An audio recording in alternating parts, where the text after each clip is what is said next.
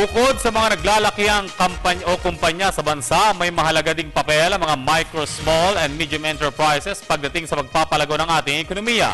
Dahil dito, iba't ibang programang inilaan ng pamahalaan para sa mga MSMEs. Kung ano ito, alamin natin mula kay Bianca Piedad. MSME o Micro, Small and Medium Enterprises. Ito ay anumang aktibidad o pangalakal na nabibilang sa industriya, agribusiness o serbisyo sa sektor na ito. Maaring ito ay sariling negosyo, partnership, kooperatiba o korporasyon na may kabuoang assets na pumapatak sa kategorya ng MSME. Kadalasan din iniuuri ang MSME sa bilang ng mga nagtatrabaho dito.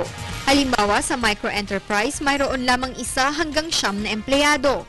Halos 100% o 99.6% ng mga rehistradong negosyo sa bansa ay kinabibilangan ng sektor ng MSME.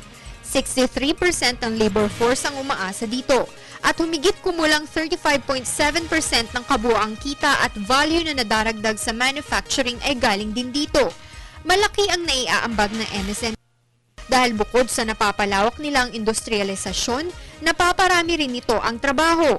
Bukod dito, nagagamit rin ang indigenous resources na marami sa bansa, gaya ng nyog at iba pang material na inaani o produkto ng mga pananim. Umaangat din ang kalidad ng mga lokal na produkto dahil sa MSMEs, lalo na kung nagsisimula na itong i-export. Sa katunayan, malaki ang naitutulong ng MSME na kumita ang ekonomiya, maparami ang trabaho sa rural man o urban na bahagi ng bansa. Binibigyan rin ng MSMEs ng makabagong ideya at kasanayan ng ekonomiya na kailangan upang itaguyod ang kompetisyon at mabisang alokasyon kung saan may kakapusan.